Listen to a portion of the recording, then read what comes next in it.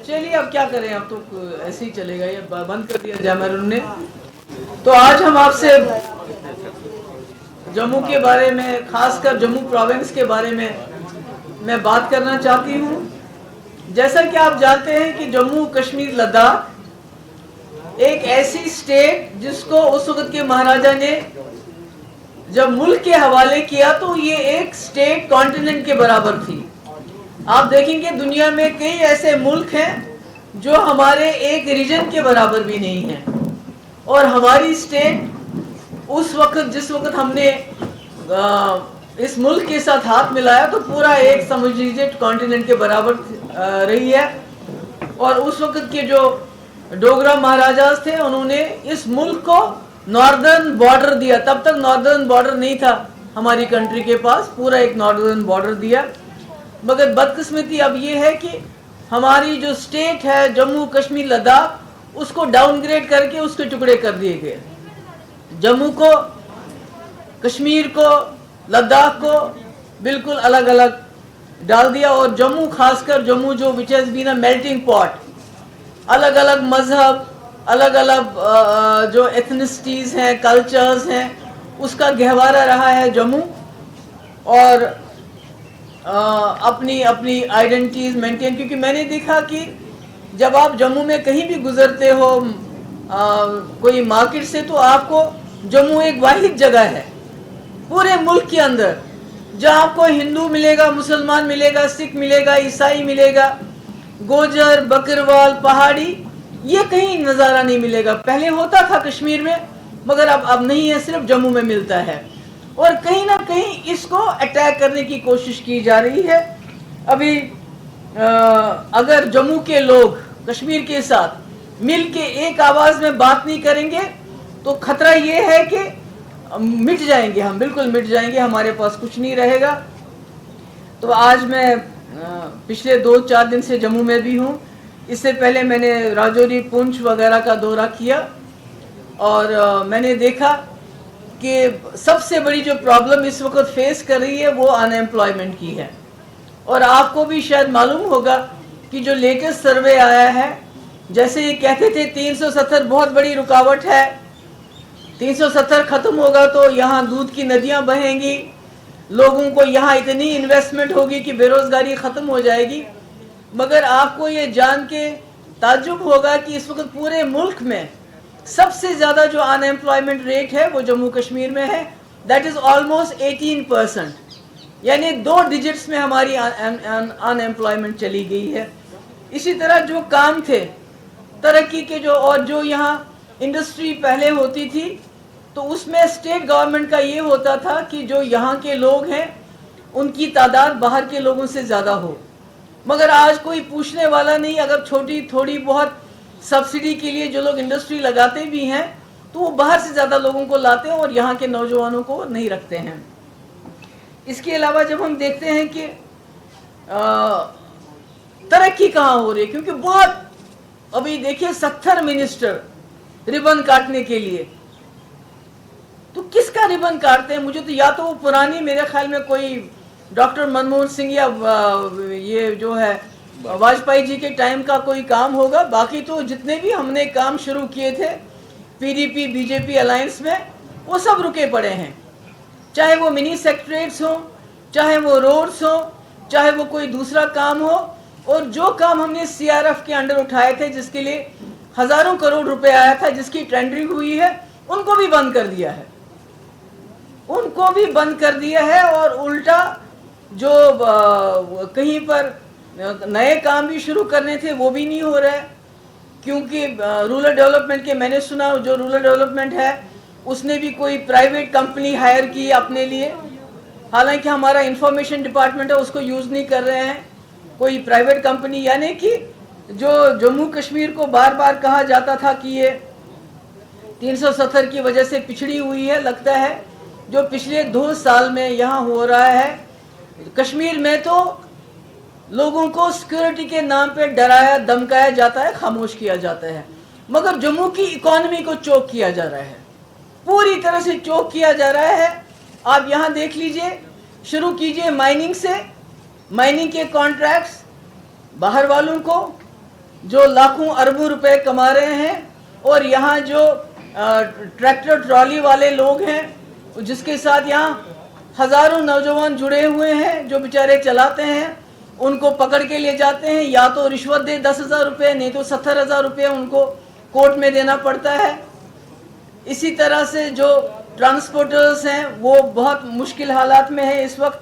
आपका toll plaza का जो टैक्स अबॉलिश करके यहाँ के दुकानदारों को बहुत उसकी महंगी कीमत चुकानी पड़ रही है। आपके यहाँ जो नई एक्साइज पॉलिसी आई, जितने भी यहाँ जो नई दुकानें खुली और उसमें भी बाहर का बहुत बड़ा हिस्सा है, उनका कारोबार बढ़ाने के लिए जो यहाँ पर बाज़ चल रहे थे उनको बंद किया, जिसकी वजह से हजारों नौजवान यहाँ बेरोजगार हो गए हैं। तो कहने का मकसद है कि जो भी कुछ जहां से भी, और उसके ऊपर जो लेटेस्ट जो मुश्किल है वो ये है कि ये जो रिलायंस के आउटलेट्स यहाँ खोल रहे हैं, तो यहाँ का जो गरीब दुकानदार है, किराने वाला है, वो कहाँ जाएगा? और बारीदार हैं जो हमारे वैष्णो देवी माता के, उनको प्राइम मिनिस्टर ने उस वक्त अपना वादा किया था कि मैं आपकी जो है मुश्किल सुलझाऊंगा, नहीं सुलझा। यानी इकोनॉमी जम्मू की हर तरह से बिल्कुल ठप कर दी गई है। यहाँ के लोग जो हैं बहुत मुश्किलात में हैं, और जो बड़े बड़े प्रोजेक्ट हैं उनकी पैकेजिंग, उनकी टेंडरिंग ऐसी होती है कि यहाँ का ठेकेदार कम्पीट नहीं कर पाता है, वो ठेके भी बाहर के लोगों के पास है, और जब उनका दिल करता है तो यहाँ सबलेट करते हैं। तो कहने का मकसद ये है कि ये जो कह रहे थे कि जम्मू कश्मीर को इंटीग्रेट करेंगे, यहाँ दूध की नदियां बहेंगी, यहाँ बेरोजगारों को रोजगार मिलेगा, उल्टा जो हमारी सरकारी नौकरियां उसमें भी वो भी हमारी जा रही हैं। तो कहने का ये मकसद है मेरा कि ये जो कहा जा रहा है इंटीग्रेशन तो नहीं हो सकी, क्योंकि आपने देखा कश्मीर में हालात दिन ब दिन बद से बदतर होते जा रहे हैं। ये कह रहे थे मिलिटेंसी कम हो गई, मिलिटेंसी बढ़ रही है, क्योंकि ये लोगों को दिन ब दिन ज्यादा एलिनेट कर रहे हैं। तो इंटीग्रेशन नहीं हो रही, बल्कि जम्मू कश्मीर की इकोनॉमी को इतना ध्वस्त किया जा रहा है, इतना डिस्ट्रॉय किया जा रहा है कि आप ऑटोमेटिकली डिपेंडेंट हो जाएंगे दूसरे स्टेट्स पे, चाहे वो पंजाब हो, चाहे हरियाणा हो। आपकी अपनी जो इकोनॉमिक इंडिपेंडेंस है, जो आपकी अपनी इकोनॉमी चलती थी जम्मू और कश्मीर के बीच में, क्योंकि दरबार मुंह वही कह रहे हैं बंद करेंगे, जो जम्मू और कश्मीर की इकोनॉमी इंटीग्रेटेड थी, मिलके चलती थी, उसको भी तकरीबन बंद किया जा रहा है। और जो बाहर से आउटलेट्स आएंगे उससे यहाँ नुकसान होगा। मुझे खुशी है कि हमारे वाइस प्रेसिडेंट साहब ने ऐलान कर दिया कि यहाँ जो बंद की कल कॉल है उसका हम सपोर्ट करेंगे।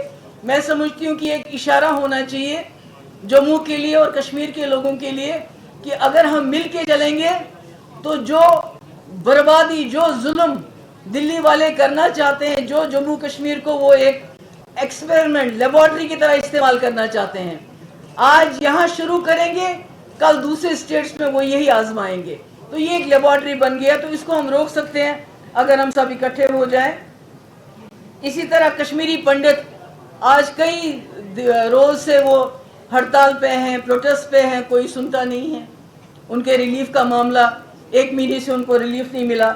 इसी तरह जगह जगह पे ट्राइबल्स जो ज़मीनें खाली करवा रहे हैं, एक तरफ से कहते हैं हमने फॉरेस्ट एक्ट लाया, दूसरी तरफ से जिनको 60-70 साल भी हो गए हैं, मकान बने हुए, उनको खदेड़ रहे हैं।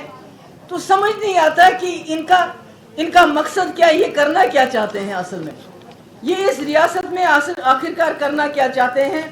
इनके पास लगता है कि कोई जो एक पॉलिसी, एक विजन होता था, चाहे जवाहरलाल नेहरू साहब की बात करें या वाजपेयी जी की बात करें, उनका एक क्लियर विजन था कि हमने क्या करना है, पॉलिटिकली क्या करना है जम्मू कश्मीर के साथ, इकोनॉमिकली क्या करना है और इमोशनली क्या करना है।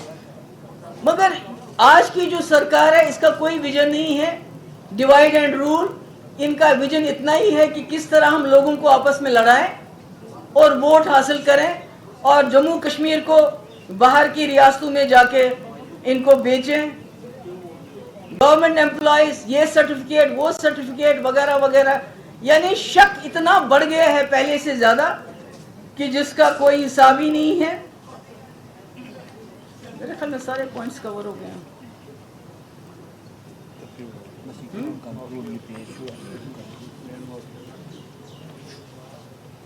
और करप्शन खासकर जो यहाँ माइनिंग का ये जो सिलसिला है, ये टॉप से लेके बॉटम तक करप्शन है।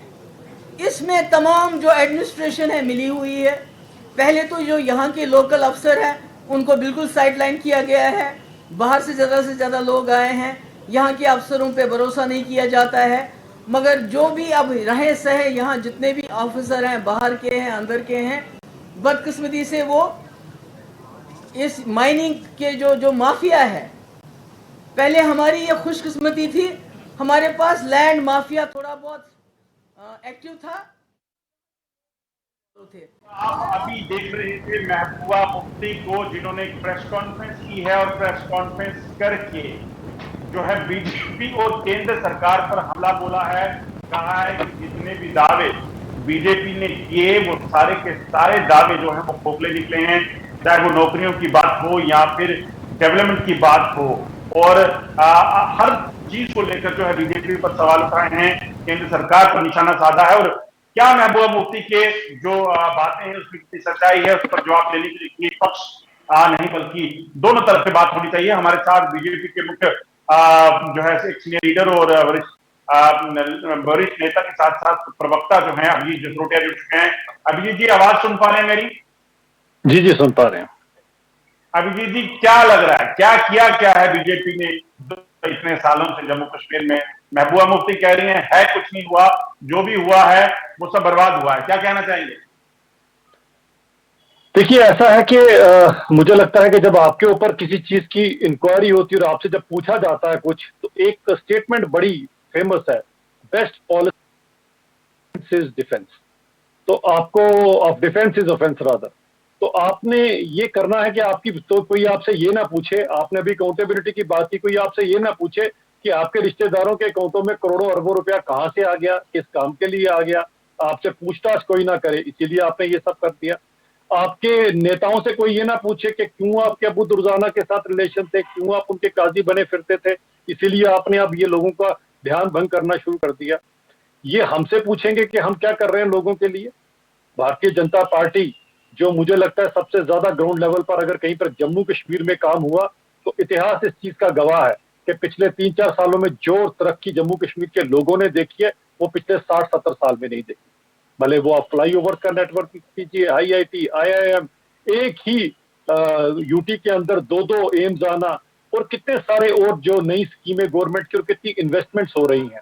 खैर, इन्हें ये नहीं दिखेंगी क्योंकि सिलेक्टिव देखेंगी। सिलेक्टिव देखने का रीजन ये है कि इन्हें अपनी सियासत भी चलानी है और सियासत चलाने के लिए किसी भी लेवल तक जा सकती है, वो हम भी बड़ी भली भांति जानते हैं। लेकिन जहां तक ये बात करती है नौकरियों की, तो इन्हें सबसे पहले ये पता होना चाहिए ये मुख्यमंत्री रही हैं। पिछले 2 साल से 3 साल से जो है कोविड ने पूरी दुनिया को घेरे में रखा हुआ है, जिसके कारण बड़े बड़े डेवलप्ड कंट्रीज जी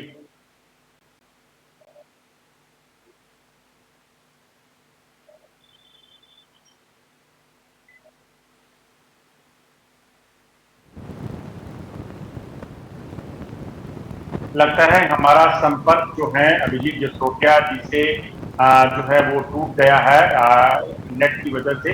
आपसे आपको बता दूं कि महबूबा मुफ्ती ने आज एक पत्रकार वार्ता की, जिसमें उन्होंने सीधे तौर पर केंद्र शासित जम्मू कश्मीर में मौजूद बीजेपी और केंद्र सरकार पर जो है वो निशाना साधा कि जम्मू कश्मीर में दफा 370 तोड़कर जो वादे किए गए थे, जो बातें की गई थी वो पूरी नहीं हो रही हैं। महबूबा मुफ्ती ने कहा कि लगातार जम्मू कश्मीर के जो हालात हैं वो खराब हो रहे हैं, नौकरियां जा रही हैं। अगर आपको बता दूं कि एक सवाल हमने जी महबूबा मुफ्ती से पूछा था कि आखिरकार जो कुछ दिन पहले उन्होंने जो है राजौरी के कोटरंका में आपको बता दूं कि वहां पे रैली की थी, जिसमें सरकारी बिल्डिंग यानी कि डाक बंगला में जहां तक का एक पॉलिटिकल फंक्शन था, वहां पर रंगे तिरंगे झंडे को उतारा गया था। बीजेपी का इल्जाम है कि वो पीडीपी वर्कर ने उतारा था और वहां पर पीडीपी का झंडा लगाया था। मगर जो है उस झंडे के उतारने के बाद जब ये मामला प्रशासन के पास पहुंचा तो प्रशासन ने इसमें FIR भी दर्ज की है, बाकायदा वापिस उस तिरंगे झंडे को वहां लगा दिया गया है। इसके साथ साथ आपको बता दूं कि आज जम्मू में भी एक वाकया पेश आया जिसमें पीडीपी दफ्तर पर लगे तिरंगे झंडे अचानक गायब हो गए। महबूबा मुफ्ती जम्मू के दौरे पर हैं और ऐसा जो हुआ है वो अपने आप में हैरान कर देने वाला है कि आखिरकार ऐसा क्यों हुआ है। आपको बता दूं कि लगातार हम कोशिश कर रहे हैं कि अभिजीत जसरोटिया हमारे साथ वापस जुड़ पाए। जी आवाज आ रही है मुझे आपकी। अभिजीत जी क्या लग रहा है क्यों आखिर महबूबा मुफ्ती लगातार केंद्र पर जो है वो हमलावर है, काम नहीं हो रहा है, वो जो कह रही है, क्या समझते हैं इसके पीछे की वजह क्या? देखिए, ऐसा नहीं है कि काम नहीं हो रहा। दूसरी बात है कि काम जो पुराने यहाँ पर ट्रेडिशनल कोई ऐसे रहे होंगे लोग जो आज तक गवर्नमेंट के इनके साथ कोई रिश्तेदार इनके जो रहे होंगे, अगर उनके काम नहीं हो पा रहे तो उसमें हम क्या कर सकते हैं। लेकिन अगर वो किसी क्राइटेरिया में फॉल करते हैं जहां पर उनका काम होना चाहिए तो जरूर हो रहा होगा। हाँ, फेवरिज्म बंद हो गया। एनसी के लीडर्स का, पीडीपी के लीडर्स का, एनसी या कांग्रेस के लीडर्स का फेवरिज्म बंद कर दिया है।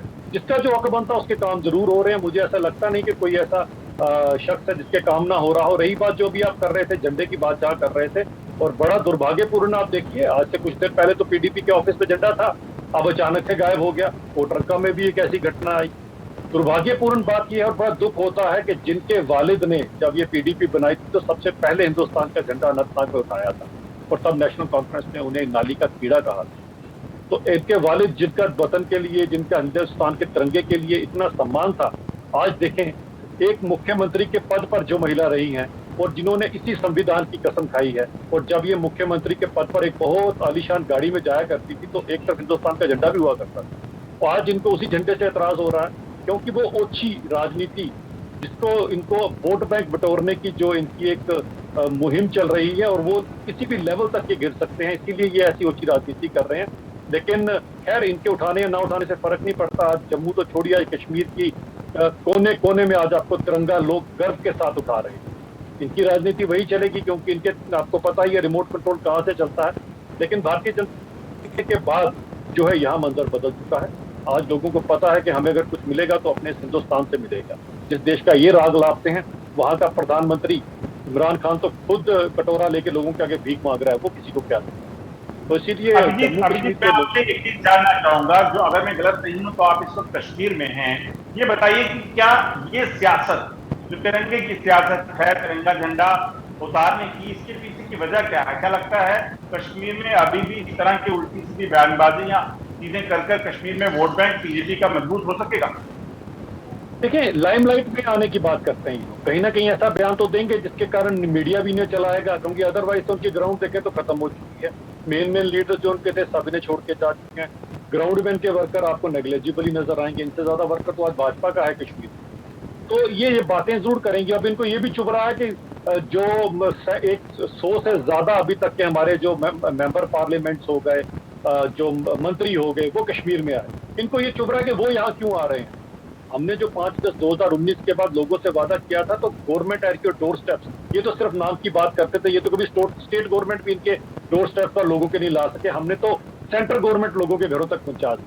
तो इनसे इनको जरूर दिक्कत हो रही है। जब कोई इंसान आएगा, इतना बड़ा मंत्री, कैबिनेट मंत्री आएगा, किसी भी जगह पर जाएगा, पुलवामा जाएगा, सोपोर जाएगा, शोपियां जाएगा, बारामूला जाएगा, गुरेज जाएगा, तो ऑब्वियसली कुछ ना कुछ एक्स्ट्रा लोगों के लिए लेकर जाएगा वहां पर। इनको बड़ी इसी से एतराज हो रहा है कि लोग फिर जो है वो पॉजिटिव सोचना शुरू हो जाएंगे सेंट्रल गवर्नमेंट के लिए, भाजपा के लिए। तो इनकी जो रियासत है वो तो हमेशा जोड़ तोड़ पर ही रही।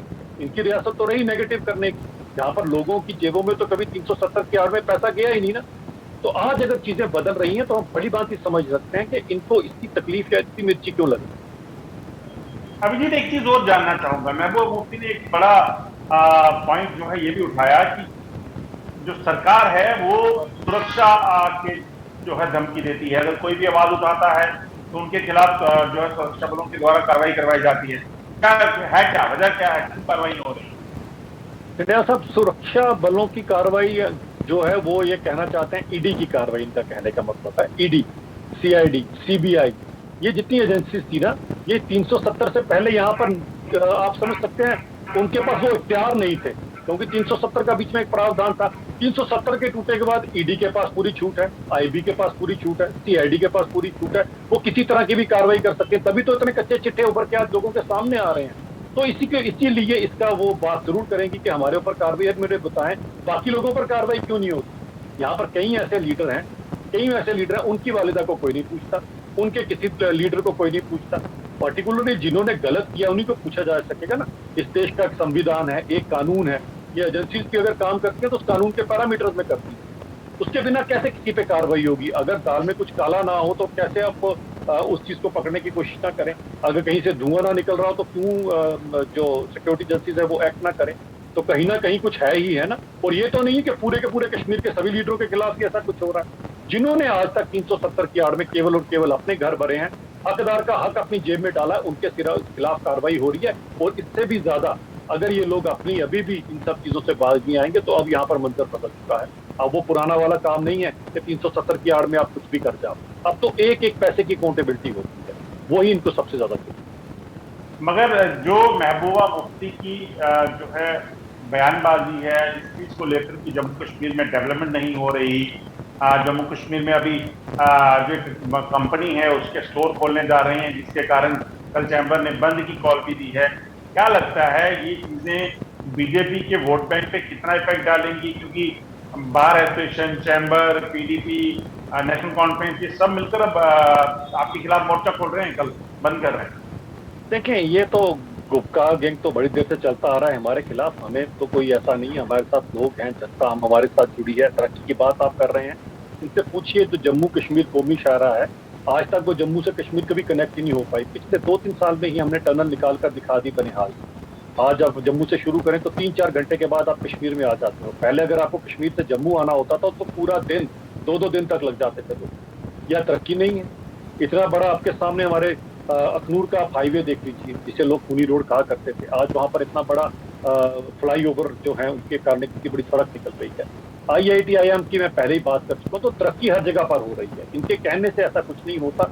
लोगों को बरगलाने के लिए कोई भी स्टेटमेंट यूज करे, लेकिन लोग भली भांति ने समझते हैं कि इनका असली रूप क्या है। इसीलिए तो आप पिछले DDC चुनावों में देख लीजिए, भाजपा सबसे बड़ी पार्टी बनकर उभरी और ये सब के सब इकट्ठे मिलकर भी हमारा कुछ ना बिगाड़ पाए, क्योंकि हमारे साथ लोग हैं, हमारे साथ जनता है और जनता जनार्दन है।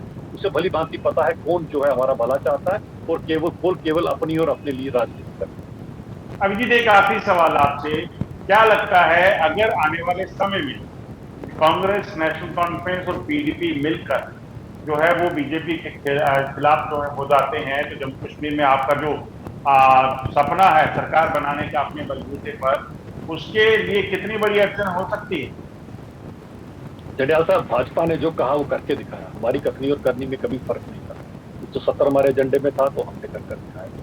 हमारे एजेंडे में ये भी है कि यहाँ पर भाजपा की सरकार बनेगी और अगला मुख्यमंत्री भाजपा का होगा। और जब आप सच्चे मन से किसी भी काम की तरफ जुड़ जाते हैं, आपकी इंटेंसिटी सही होती है, तो भगवान भी आपका साथ देता है। क्योंकि भगवान को भी पता है कि लोगों का भला करने वाली कौन सी पार्टी है, क्योंकि हमारी पार्टी का मूल मंत्र वोट लोग देंगे, भगवान वोट नहीं दे पाएंगे।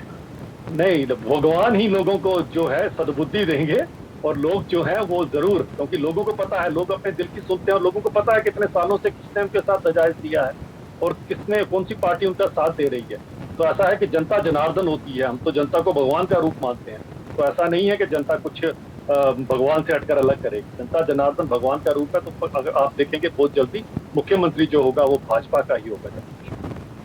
शुक्रिया, बहुत बहुत शुक्रिया। ये थे अभिजीत जसरोटिया। महबूबा मुफ्ती ने मोर्चा खोला था केंद्र और सरकार और बीजेपी के खिलाफ, और उसी का जवाब दिया है जसरोटिया ने किस तरीके से जम्मू कश्मीर में केंद्र जो है काम कर रहा है, चाहे वो केंद्र के मंत्रियों के आने की बात हो, डेवलपमेंट वर्क हो, लगातार चल रहा है। और कहीं ना कहीं फ्रस्ट्रेशन है पीडीपी में, महबूबा मुफ्ती में, इस वजह से इस तरह की बयानबाजियां या इस तरह से केंद्र के खिलाफ मोर्चा वो खोल रहे हैं। कितनी सच्चाई किसमें है ये आप ज्यादा बेहतर कह सकते हैं, जान सकते हैं। आज के शो में बस इतना ही। कल आपके सामने फिर हाजिर होंगे, तब तक के लिए नमस्कार।